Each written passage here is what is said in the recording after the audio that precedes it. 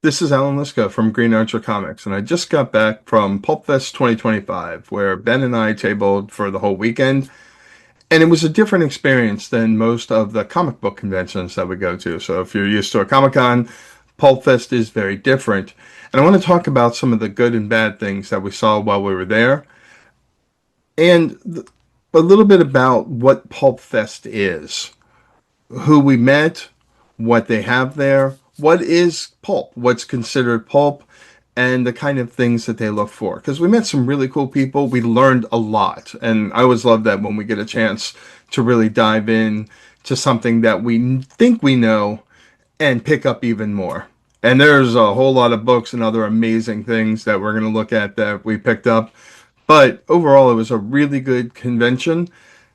Didn't make a whole lot of money, but it's not always about making money. It's more about what this can do to help us learn more and what kind of connections we can make for future business. So let's dive in and talk about what Pulp Fest is, what we picked up, and what my thoughts are. PulpFest is held every year in the suburbs of Pittsburgh, Pennsylvania. It's actually in Cranberry, Pennsylvania, and it's really four conventions in one. So you have PulpFest, of course, but then you also have DocCon, which are for fans of Doc Savage. You also have ERB Fest for to celebrate the life of Edgar Rice Burroughs, and you have FarmerCon, which are for fans of Philip Jose Farmer. We actually had a really nice table set up along the wall, which worked really well for us. It attracted a lot of attention. The yellow really stands out, especially against the wall. And we were lucky because there was a discussion of the Green Archer novel and movie ahead of Pulp Fest. So people were coming over and asking about the Green Archer, which was really nice. PulpFest is really about reading, reading in whatever form that is. So there are a lot of books, pulp books available, especially the little paperbacks. Those are all over the place. The kind of bantam paperbacks that you used to be able to find in the store anywhere for $2 or $3. Those are widely available, but also hardbacks, first editions, etc. So a lot of these incredible old books that you know Ben and I both love and that inspire a lot of the work that we do. So I picked up a number of Saint books that I didn't have. I also picked up some Edgar Wallace that I didn't have, and some new authors that I really wanted to play with. I'm not showing them all here, but it was really cool to see all of these old books in their original formats, which is really nice.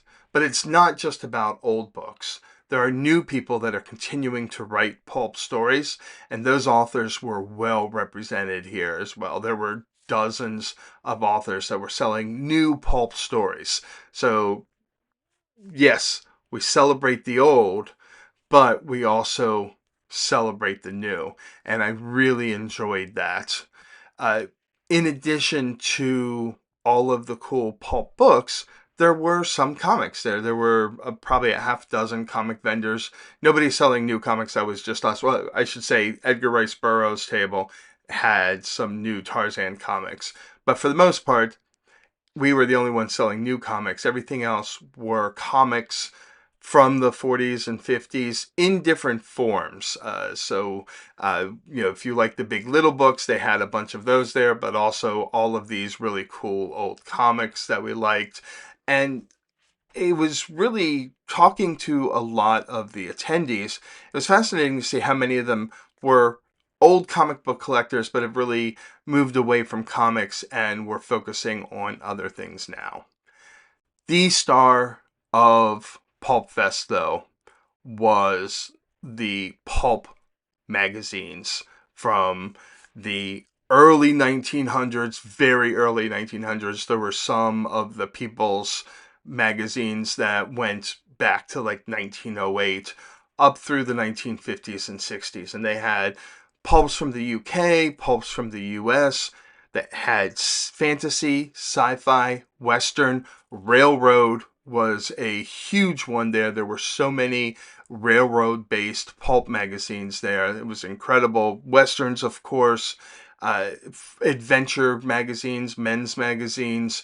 Argosy was very well represented there.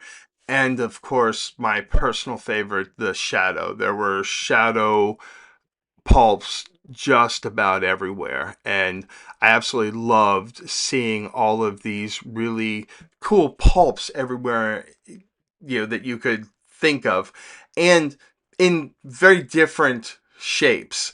Some of them were in impeccable shape and going for thousands of dollars. Some of them were definitely reader copies going for a couple of bucks. But it was really nice because you could find basically whatever you were looking for. And I love that about a convention like this, that is really meant to show you the kind of things that you're looking for. And this is the kind of convention that people save up for all year to spend their money. And that is very different than what we see at a comic convention, where a comic convention may have a few thousand people in it, a handful of whom are looking to spend money. Everybody here was looking to spend money. So even though there were a few hundred attendees, those few hundred people were very serious about buying what they came to buy, whatever that is. People who are trying to fill out their collection, people who are exploring and discovering pulps, whatever that was, they were there to spend money.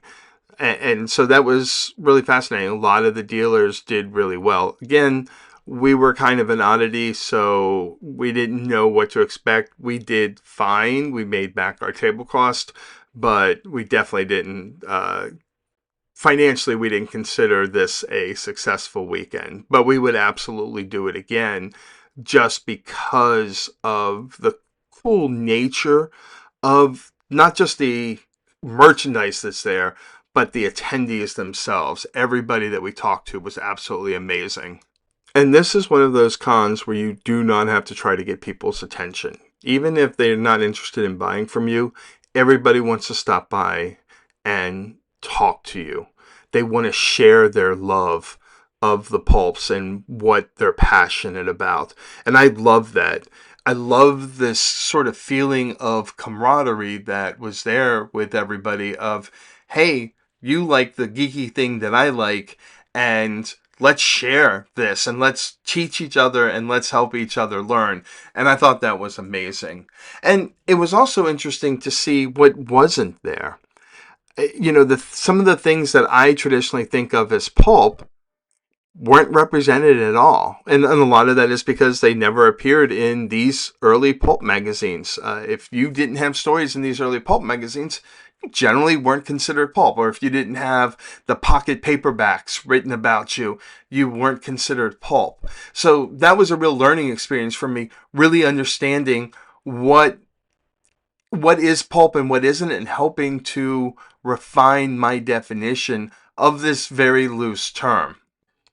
All in all, I would say that our first PulpFest was very successful. I think we learned a lot.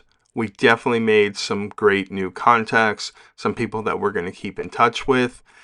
We sold some, and that's a good start. I will happily take that as a way of learning and improving, and I think we can sell more next year. But in particular, I think what makes this work for us is people love what we're doing with these old pulp characters, the ones that, really are still considered pulp. And because they love what they're doing, love what we're doing, they are very supportive of us. And I appreciate that. And I want to continue to grow and be part of that community. And the fact that they were so welcoming and bringing Ben and I into this community makes us want to go back and do more.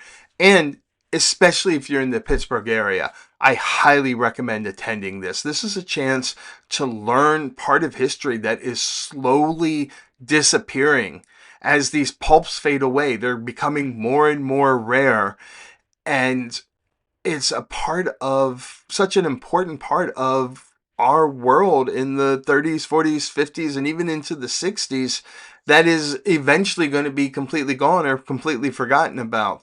So if you're in Pittsburgh, next year for the next PulpFest, I highly recommend stopping by, joining, listening to the talks, picking up some of these pulps. There are some incredible stories in there that still resonate today. And I think, again, it's something that we can all learn from. So, overall, absolutely loved PulpFest. I don't think it'll ever be a huge financial success for us, but that's okay. The ability to learn, the ability to understand, the ability to improve what we produce in terms of pulp based heroes for our comics, that is important to us, more important than however much money we happen to make at the con. So, those are my thoughts on PulpFest 2025.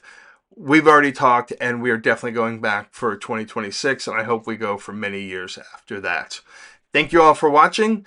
Remember to like, subscribe, and all the things that you're supposed to do, and I will see you in the next video.